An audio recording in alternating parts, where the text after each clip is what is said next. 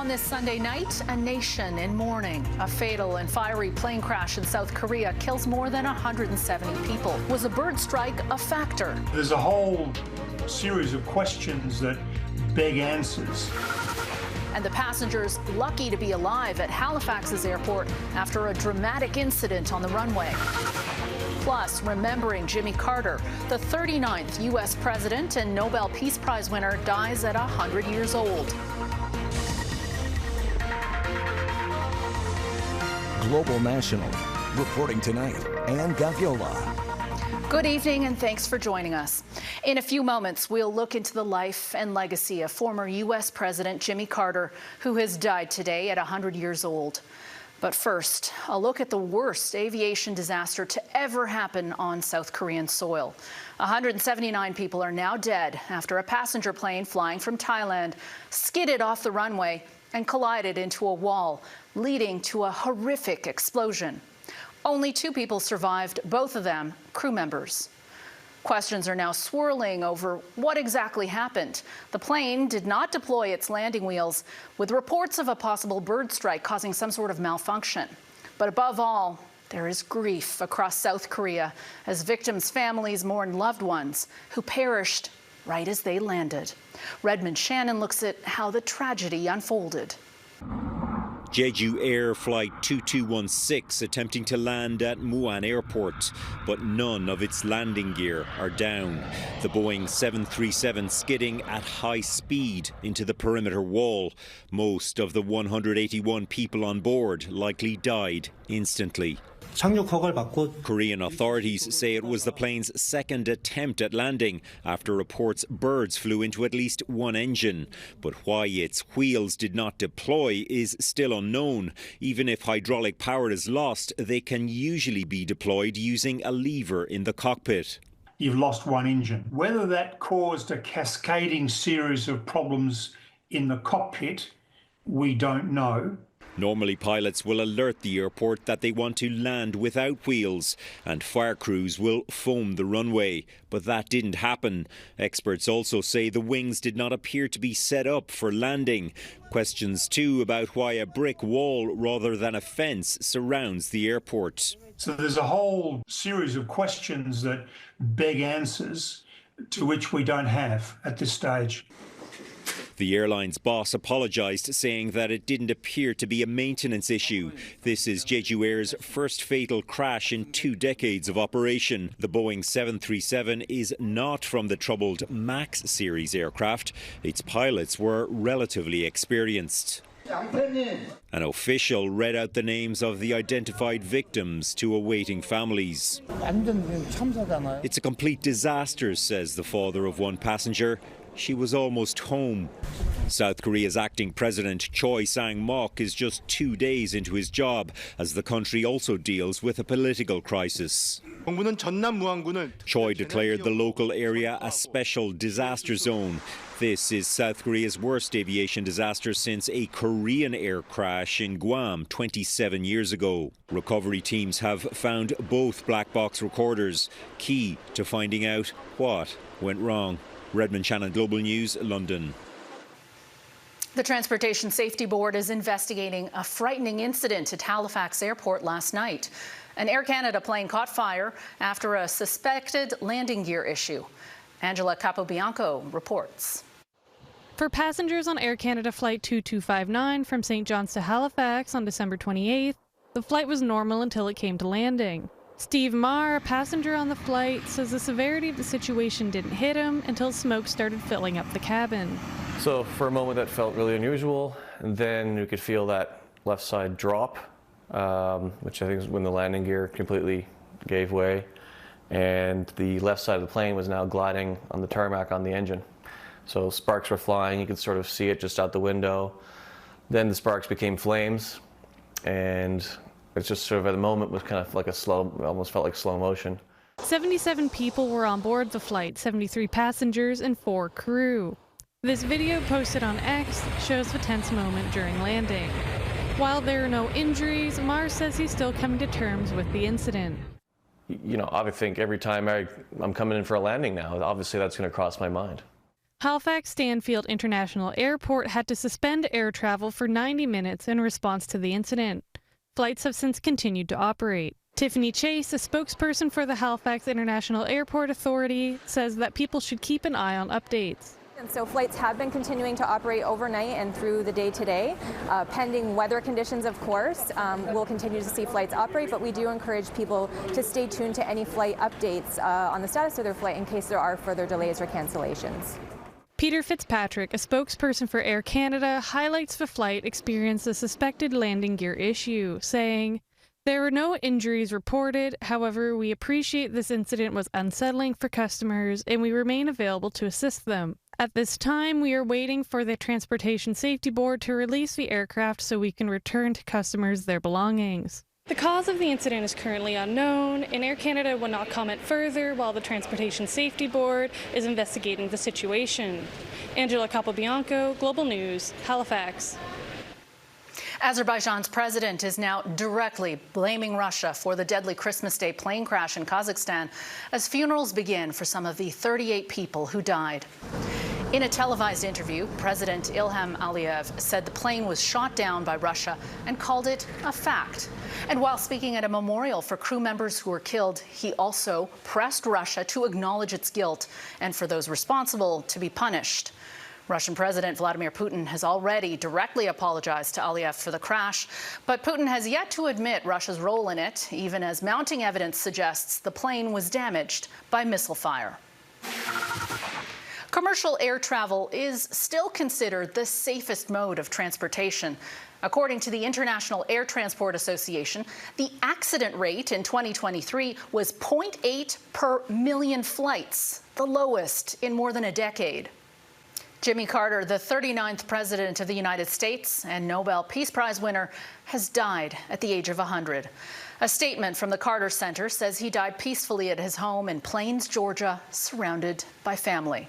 The former president is being celebrated as a champion of democracy, public health, and human rights. Eric Sorensen looks back on Carter's life and legacy.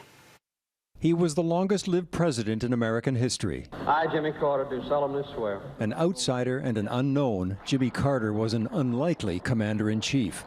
He was 10 years a Navy man and then 10 years a peanut farmer in Georgia. When he turned to politics, his prospects seemed limited, a liberal elected governor in the Deep South. The time for racial discrimination is over. But his prospects for national office improved when the Watergate scandal brought down President Nixon. Well, I'm not a crook. A criminal cover-up was exposed inside the White House, so an outsider is just what Americans were ready for. Soft-spoken, a religious man, seemingly sincere, Jimmy Carter was a clean break from Richard Nixon. We attest once again to the inner and spiritual strength of our nation. His stunning presidential achievement was the Camp David Accords, when Carter remarkably brokered peace between Israel and Egypt. And will assure Israel peace in the generations ahead. More than 4 decades later, Camp David only stands taller against the futility that has marked the search for Middle East peace ever since. For many Americans, though, Carter's presidency was anything but a success. It's probably entered a period of recession. There was the energy crisis with long gas lines and high inflation. Then the humiliation of Americans taken hostage in Iran. A military mission to free them failed miserably. Years later, reports surfaced that Ronald Reagan's team secretly urged Iran to keep the hostages till after the 1980 election. Together, the hostage crisis and a bad economy made Carter unpopular, and the charismatic Republican challenger took advantage. It might be well if you would ask yourself, are you better off than you were 4 years ago? Ronald Reagan won in a landslide, but Jimmy Carter did not disappear. He would have possibly the most productive post-presidential career in history. He founded the Carter Center. He became both humanitarian activist and international diplomat. He worked with poor countries to end conflicts, helped eradicate disease such as guinea worm, and promoted fair elections and democracy around the globe. We are willing to take a chance that we might fail.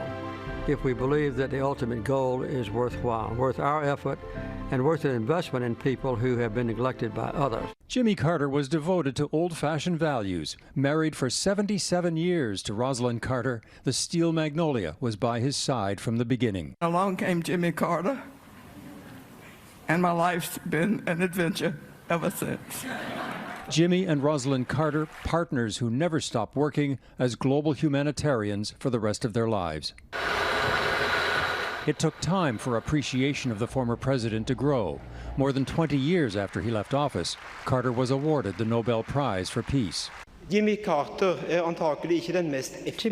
is certainly the best ex-president the country ever had. It is clear that global challenges must be met by an emphasis on peace, in harmony with others. At his core, Carter was a peacemaker, as president and for more than 40 years after. Born a month before the election of Calvin Coolidge in 1924, Jimmy Carter said he wanted to live long enough to cast his vote for president in 2024. And he did. And there's more political turmoil for Prime Minister Justin Trudeau. The Atlantic Liberal caucus is now calling on him to step down as party leader. MPs sent a letter to Trudeau following a caucus meeting Monday, asking him to resign. Mackenzie Gray is following developments in Ottawa. Mackenzie? Well, and the Liberal caucus might have been inspired by the end of the Canada Post strike because they just can't seem to stop writing letters to the Prime Minister. And no, they are not pleasant Christmas cards. The latest group to publicly call for him to quit, the Atlantic Caucus. We reported last week they met to discuss Justin Trudeau's future, and Wayne Long, one of the most outspoken Liberals, has posted a letter that was sent to Trudeau after the meeting. Simply put, time is of the essence, and our caucus is of the view that it is not tenable for you to remain as leader, wrote Atlantic Caucus Chair Cody Blows. We're confident that you will accept our request and preserve your legacy. Issues with Atlantic MPs have dated back over a year, and Trudeau tried to smooth some of them over by taking off the carbon tax on home heating oil, which is widely used in Atlantic Canada, a move that was welcomed. But ultimately, these types of announcements that are being made today is the prerogative of the Prime Minister. And Prime Minister, on behalf of our caucus, I want to say thank you for listening to our feedback, but also showing vision. Global investors. Turns out that vision might have been one of the death kneels of the Liberal government. It left a gaping hole in their signature policy, the carbon tax, which the Conservatives have exploited, now ahead in the polls by 25 points. And it's that gap with Pierre Poilievre that has Atlantic and Ontario MPs wanting Trudeau to leave, which, if you add them all up, Anne, now shows a clear majority of Liberals telling Trudeau he has to quit. So, Mackenzie, could the Liberal caucus make history by appointing an interim leader? So the letter does talk about trying to have caucus pick an interim leader, and saying they'd get the ball rolling in January if Trudeau doesn't quit. But it is important to note, there is no mechanism for anyone that can force Trudeau out. If he's quitting, he has to come to that decision on his own. There's also never been an interim prime minister in Canadian history before, and now would be a particularly challenging time to have someone come in with the threat of 25% tariffs looming over Canada. If Trudeau does quit, the most likely scenario would be for Parliament to be prorogued, a Liberal leadership race would be announced, and he would officially leave as PM once a new leader is picked. A situation that looks increasingly more likely, Anne, with more MPs calling for Trudeau to leave with each passing day. Mackenzie Gray in Ottawa, thank you. Deadly tornadoes touch down across the U.S. Coming up, how the twisters wreaked havoc from Texas to Mississippi. A major storm system has spawned several tornadoes across the southeastern U.S. There were at least 40 tornado reports across the region over the weekend, according to the National Weather Service. Bianca Fascini looks at what the severe weather left in its wake. Severe weather warnings continue along the U.S. East Coast following an outbreak of tornadoes. I've walked this square before, and it looks like a completely different place. I mean, it looks like something out of a movie out there. On Saturday, one person in Mississippi died after a tree fell on a house. One homeowner in Brandon, Mississippi, recalls the harrowing moment the fire department had to dig him out of storm damage. The next thing that happened before I could even move was a window blew out, a tree came crashing through the roof, and the whole top of the house came down on my head. Another person died in Texas, where a tornado touched down in 4 different spots. And then that's where I told my nephew, hey, you know, it's coming towards us. And we just ran into the center of the house, which is the closet. It's unclear how many people have been injured. As of Sunday morning, over 150,000 people from Texas to North Carolina were without power. And more intense storms, capable of creating tornadoes, hail, and 70 miles per hour winds, are expected to head east Sunday, according to the Storm Prediction Center. Thunderstorm and tornado watches are also in effect in several states. The weather is causing travel delays across the country. But we had family who had to go to other airports, who couldn't stop at their original airports and had to go to another airport and get a flight from that airport. Over 5,000 flights within, to, or out of the U.S. were delayed Sunday, according to FlightAware. And there's been over 350 cancellations. Bianca Ficini, Global News, Washington. In Israel, Prime Minister Benjamin Netanyahu will be in hospital for a few days following surgery to remove his prostate due to a non-cancerous growth. In the meantime, though, more hospitals in Gaza are being pummeled as Israel continues its war on Hamas. Today in Gaza City, an Israeli missile strike killed 7 people at Al Wafa Hospital, which Israeli military claims a Hamas unit was operating out of. This just days after the Israeli raid on the Kamal Adwan Hospital, forcing staff and vulnerable patients to leave while detaining 240 people accused of being Hamas operatives. The operation has drawn widespread international condemnation as it shutters the last major hospital left in northern Gaza. In Georgia, a hardline critic of the West was sworn in as president. Mikhail Kavalashvili was inaugurated today after a tumultuous election period. The 53-year-old former soccer star was the only candidate in the running after opposition parties boycotted the election. The outgoing president told her supporters she would vacate the presidential palace but remain the legitimate office holder. Ahead, why some BC doctors are setting up unsanctioned overdose prevention sites at some health facilities. Doctors on Vancouver Island are increasing the pressure on a health ministry they say is slow to respond to the crisis of people dying of illicit drugs. They set up an unsanctioned overdose prevention site outside one of the island's largest hospitals. And as Paul Johnson reports, they say this won't be their last setup. There are so many things that we can do to help people use drugs more safely. If you drove past Nanaimo General Hospital Saturday, there's a good chance you saw the cluster of signs and the 2 tents put up by Doctors for Safer Drug Policy. Our staff members inside the hospital have to tell patients that if they need to go and use drugs, they have to do so off of Island Health property. Dr. Jessica Wilder says the crackdown on hard drug use in hospitals forces many users to consume their drugs unsafely. So Wilder's group of docs have been operating these unsanctioned consumption sites, set up close to, but not on, hospital property. Providing clean needles if someone is injecting their drugs, clean pipes and tourniquets, cookers, clean, sterile water.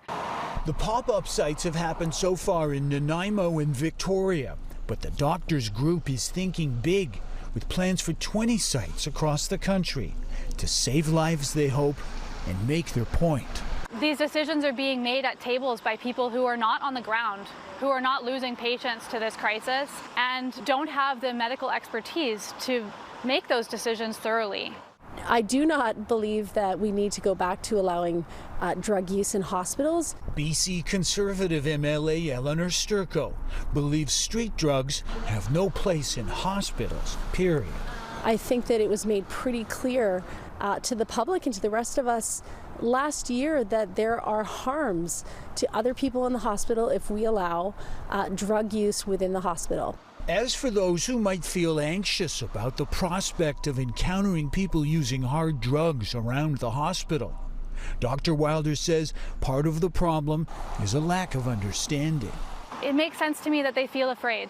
And I think part of that has been because the media portrays my patients in a certain light. Paul Johnson, Global News.